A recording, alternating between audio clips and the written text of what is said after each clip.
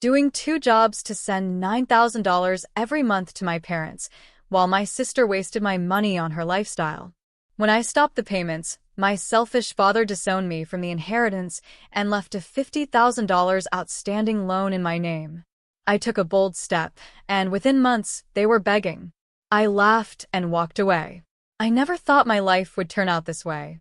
If you asked me years ago, I would have told you that family was everything, that no matter what, you stand by your parents and your siblings.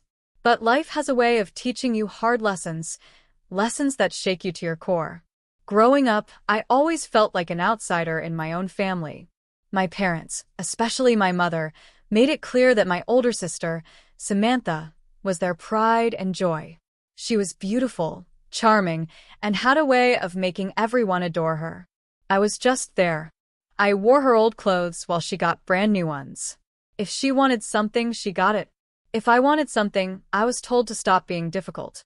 Even when she decided she wanted my bedroom, my parents didn't hesitate. They moved me into the hallway, brushing off my complaints like they meant nothing. Samantha needs her space, they said, as if I didn't. At first, I thought maybe I just wasn't good enough. Maybe if I tried harder, they'd see me too. But no matter what I did, I was never enough. Samantha wanted acting classes? She got them. I wanted to join an after-school club? We don't have the money for that. Samantha wanted a new dress? My mom would take her shopping. I wanted something new? You already have clothes. But I swallowed it all, believing that one day, they would appreciate me. Years later, I got a job in software development. It wasn't glamorous, but I liked it. I worked hard, built my career, and moved into a small apartment in Chicago. It was the first time I had something of my own, a place where I wasn't constantly reminded that I was less important. It felt like a fresh start. Then one day, Samantha called me. She had always been the type to reach out when she needed something, and this time was no different. She told me that we should start giving back to our parents, showing them how much we appreciated them. They took care of us our whole lives, Rachel, she said sweetly. It's time we return the favor. I hesitated. Not because I didn't want to help, but because I knew what it was like growing up in that house. I wasn't the daughter they praised, the one they adored. But then Samantha mentioned an amount, $9,000 a month. I almost dropped my phone. Are you serious? I asked. I barely made $5,000 a month at my job. How was I supposed to come up with that kind of money? Samantha laughed lightly. Come on, Rachel, it's not that much. I'm sending them the same amount. You can take on some extra work if you really care. I didn't want to seem selfish. After all, they were still my parents. If Samantha could do it, so could I, right? So, I found a second job, a night shift at a warehouse. It wasn't easy. I was already exhausted from my full-time job, and now I was spending nights lifting heavy boxes, barely getting any sleep. But I told myself it was temporary. I was doing the right thing. Months went by, and I continued sending the money, sacrificing my own comfort so my parents could live well. But then, out of nowhere, my mother called me. She wasn't her usual sweet, guilt-tripping self. She was furious. Rachel, she snapped.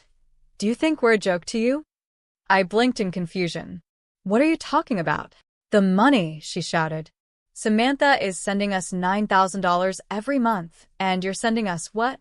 $5? Are you trying to mock us? My heart nearly stopped. Mom, I send you $9,000 every month. The full amount. I've been working 2 jobs just to afford it. She scoffed. Don't lie, Rachel. Samantha has been sending the full amount, and she told us you only send $5. How could you be so selfish? I felt like the floor had been ripped out from under me. Samantha had lied. She had taken credit for my sacrifices while making me look like the bad daughter. Mom, there has to be a mistake. I tried to explain, but she wasn't listening. You've always been ungrateful, she continued. Always thinking about yourself. Samantha is the only one who truly cares about this family. The call ended, and I just sat there, stunned. I had given everything, my time, my health, my happiness, to make sure my parents were comfortable. And all it took was a few words from Samantha to turn them against me. I needed answers. I called Samantha, demanding an explanation. She didn't even sound surprised. Oh, that? It was just a little mix-up. Don't make a big deal out of it. A mix-up? I repeated, my voice shaking. Mom and Dad think I've only been sending them $5. Samantha sighed. Look, Rachel, you always overthink things. The important thing is that Mom and Dad are happy, right? I couldn't believe what I was hearing. You let them think I was worthless, I snapped. You took credit for everything I've done. She didn't even try to deny it. They already think I'm the better daughter. What difference does it make? I felt like I couldn't breathe. All those nights working in the warehouse, all those hours of exhaustion. And for what? So Samantha could keep playing the perfect daughter while I was seen as nothing? I hung up, my hands shaking with anger. I needed to talk to someone who actually cared. That's when I called Olivia. When I told her everything, she was silent for a moment. Then she sighed. Rachel, do you realize what's happening here? They don't need your money. They've been living just fine. This is all about control. I didn't want to believe it. But Samantha said, she's been using you, Olivia said firmly. She gets to keep all her money, while you struggle just to meet their ridiculous demands. And your parents? They never needed $9,000 a month. They're just spending it on their own luxuries. It hit me like a brick wall. The designer clothes my mother always wore. The vacations. The way my father casually mentioned poker nights. They weren't struggling. They were using me. I felt sick. All this time, I had been working myself to the bone, thinking I was helping them, thinking I was doing the right thing. But I had just been a fool. I took a deep breath. I'm done, I whispered. What? Olivia asked.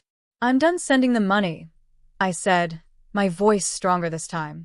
If Samantha wants to be their golden child, she can pay for them. For the first time in years, I felt free. I didn't know what would happen next, but I knew one thing for certain. My days of being the forgotten, used daughter were over. When I made the decision to stop sending money to my parents, I expected some kind of reaction. I thought maybe they'd call and try to guilt-trip me. Maybe they'd ask what was wrong. Maybe, just maybe, they'd realize they had treated me unfairly. But weeks passed, and all I got was silence. At first, the quiet was unsettling. I had spent years being weighed down by their demands, constantly stressing about how to make ends meet just so I could meet their ridiculous expectations. Now that I had finally freed myself, I wasn't sure what to do with all the extra space in my mind. But little by little, I started feeling lighter. I slept better. I no longer had to force myself to take extra shifts at the warehouse. For the first time in years, my paycheck was mine. Then, after 4 months of silence, my phone rang. I saw Samantha's name on the screen and sighed. I knew exactly why she was calling. I let it ring a few times before answering. Hello. Rachel, she said sharply, skipping the pleasantries. Why haven't you been sending the money? Mom and Dad are freaking out. You can't just stop without telling anyone. I took a deep breath, keeping my voice calm. I told you, Samantha. I've been struggling for years trying to send that money. It wasn't fair. I'm done. She scoffed. Rachel, we all have responsibilities. You can't just back out because it's inconvenient. I clenched my jaw. Oh, I have responsibilities? I was working 2 jobs just to send that money while you kept all of yours. You were making me pay for everything while you sat back and let Mom and Dad believe it was all you. Samantha sighed dramatically. Look, it's not my fault they assumed I was the one helping them. But they're struggling now, Rachel. Mom's been really stressed and Dad, he's not doing well. I knew better than to fall for her guilt-tripping, but a small part of me still hesitated. What do you mean? She hesitated for a second before answering. He's been really upset. You know, playing poker more often. He's just trying to cope, but it's hard. And Mom, she's been worried sick about everything. Poker. Of course. My father wasn't struggling, he was wasting money. So let me get this straight, I said coldly.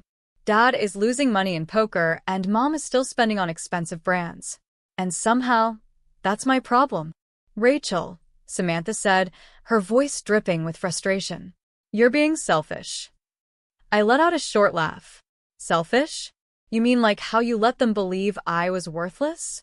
How you let me take on all the financial burden while you acted like the perfect daughter? Why do you always have to make everything about you? She snapped.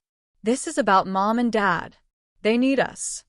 I sighed, shaking my head even though she couldn't see me. Then you help them.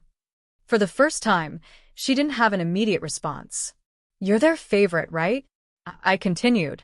You always got everything you wanted growing up. They always defended you, made excuses for you, gave you everything on a silver platter. Well, now it's your turn, Samantha. Take care of them. She inhaled sharply. Rachel, you don't understand. I understand perfectly. I cut her off. I was never good enough for them. No matter how hard I worked, how much I sacrificed, they always treated me like an afterthought. But the moment they need something, suddenly I matter? No. I'm done.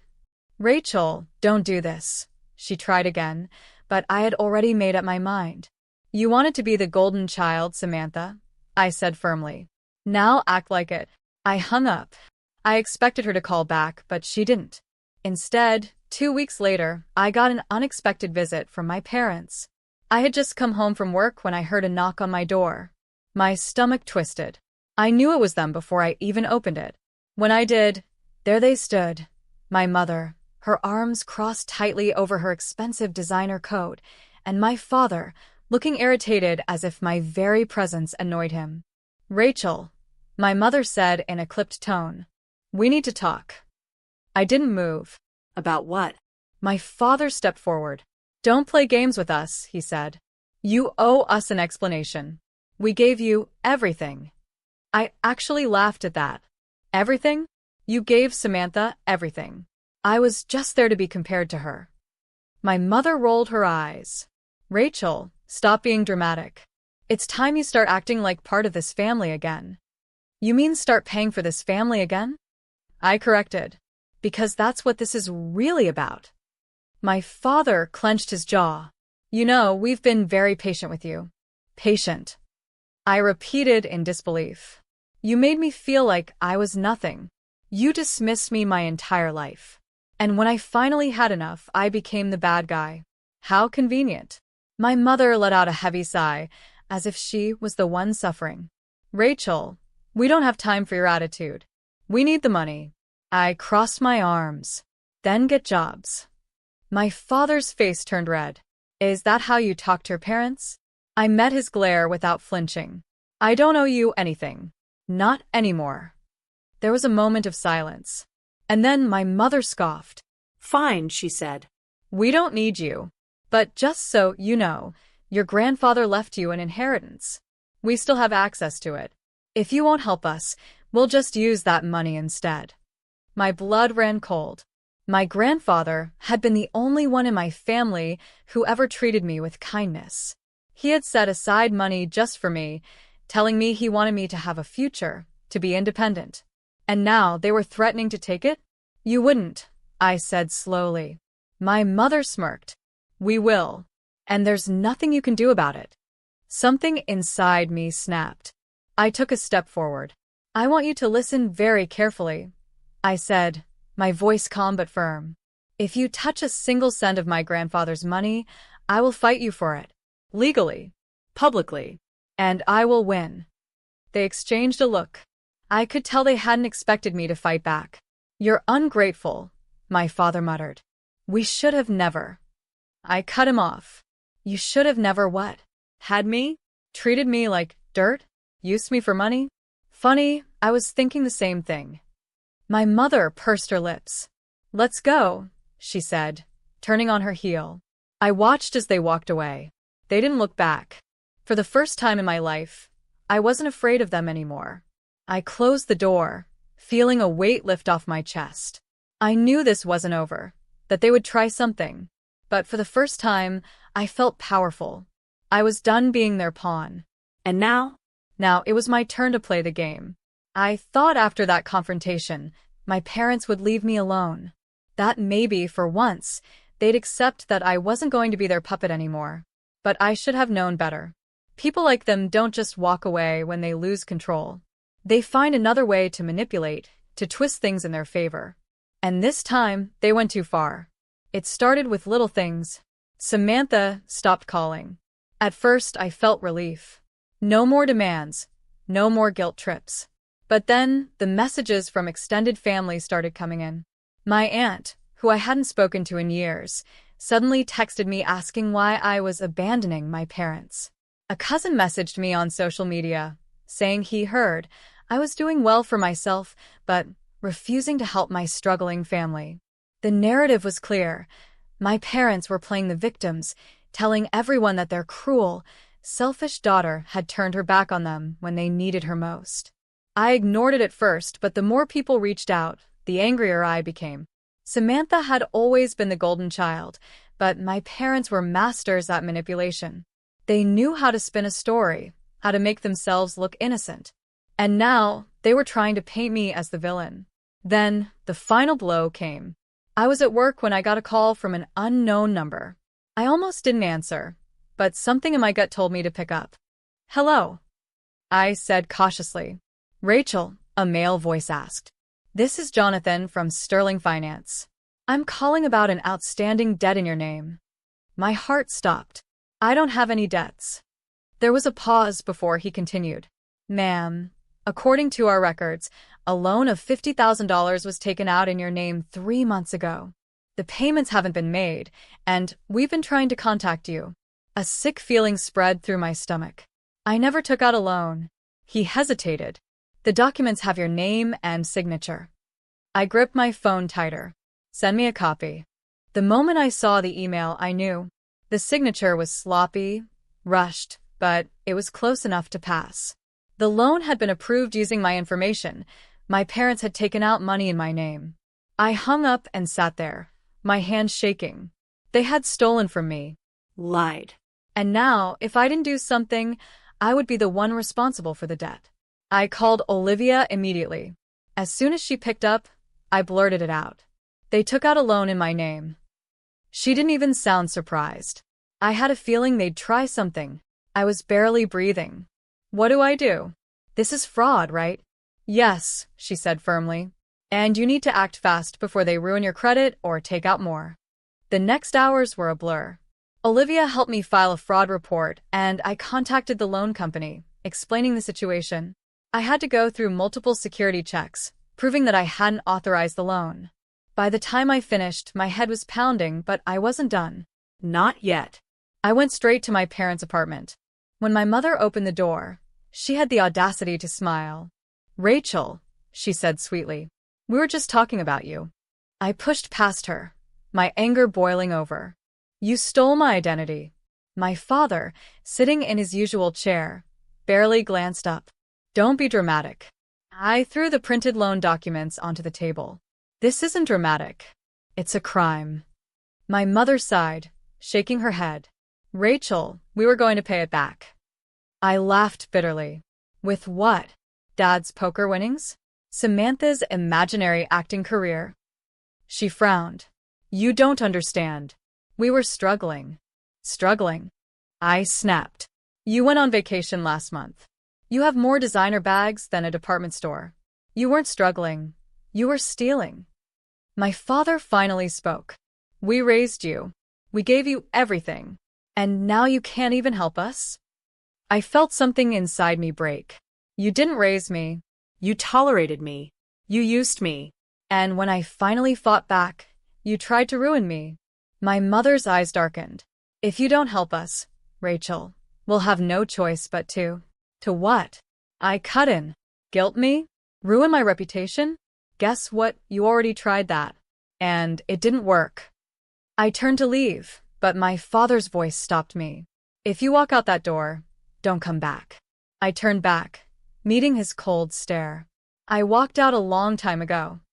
That was the last time I saw them.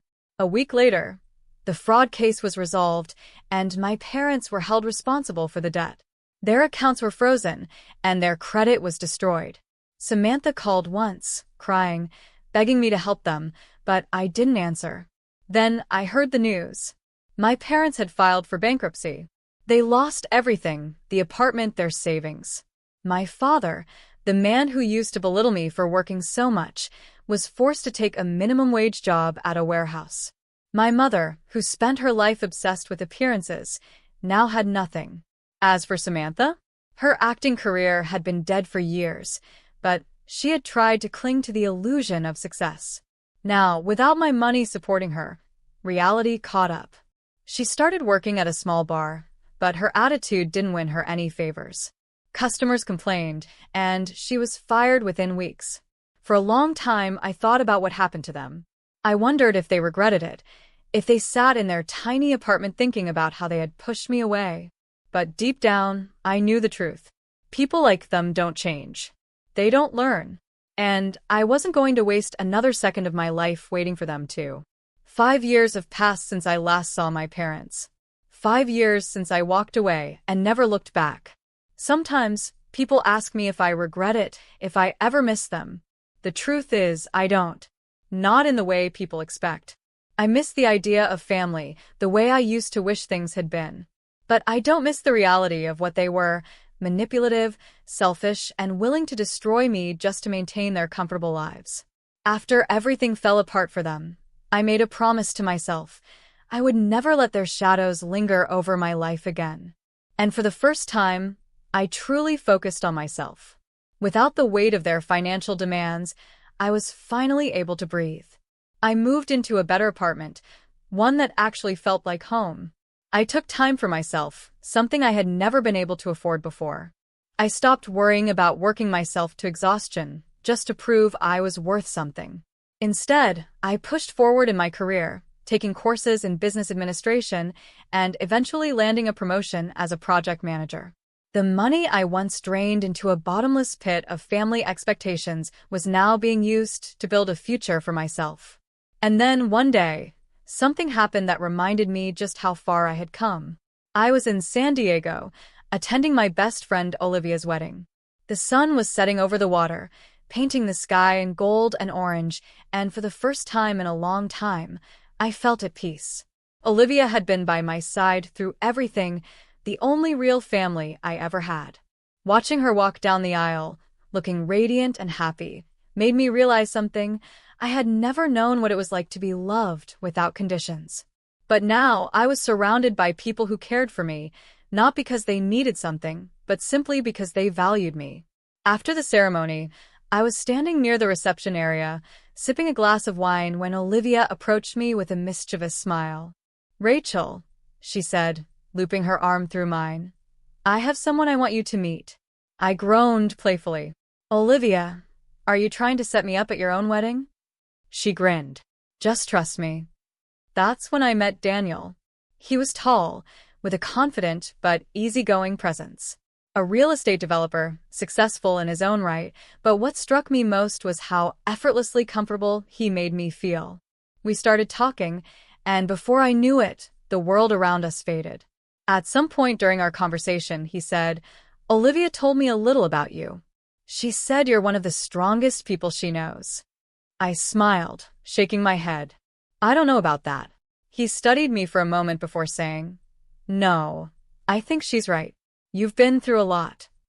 I hesitated, my fingers tracing the rim of my glass. "Yeah," I admitted. "But I don't let it define me anymore."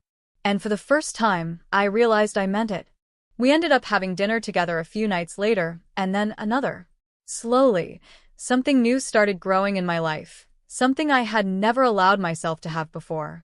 Not just romance, but a connection that wasn't built on obligation or guilt. I used to think that cutting ties with my family meant I was alone. But standing there, surrounded by friends who had stood by me, meeting someone who saw me for who I truly was, I realized something. I had never been less alone in my life. A few months after the wedding, I got a call from an unknown number. I stared at it for a long time before answering. "Rachel." The voice on the other end was weak, hesitant. "My mother." I didn't say anything. She sighed heavily. "Your father, he's sick." I waited, expecting some kind of emotional response. But there was nothing. Just emptiness. "He's in a bad place," she continued. "And Samantha, she's struggling. She's had a hard time finding work." There it was. The real reason for the call. They weren't reaching out because they had changed. They weren't calling because they wanted to mend things. They wanted something. They always did. I let out a slow breath. I hope you figured out, I said simply. She paused, clearly not expecting that. Rachel, don't you care? I considered the question. Once, I would have. Once, I would have rushed to their side, dropped everything to fix their problems just for a sliver of their approval. But that girl was gone. No, I said, my voice steady. I don't. I hung up. And just like that, the last chain they had over me broke. As I stood there, phone still in hand, I thought about who I used to be. The girl who bent over backwards for a family that never truly loved her. The girl who gave and gave until she had nothing left. And then, I thought about who I was now. A woman who had rebuilt her life on her own terms, who had found happiness not through approval, but through self-worth. I smiled to myself, finally free. And for the first time, I truly felt alive.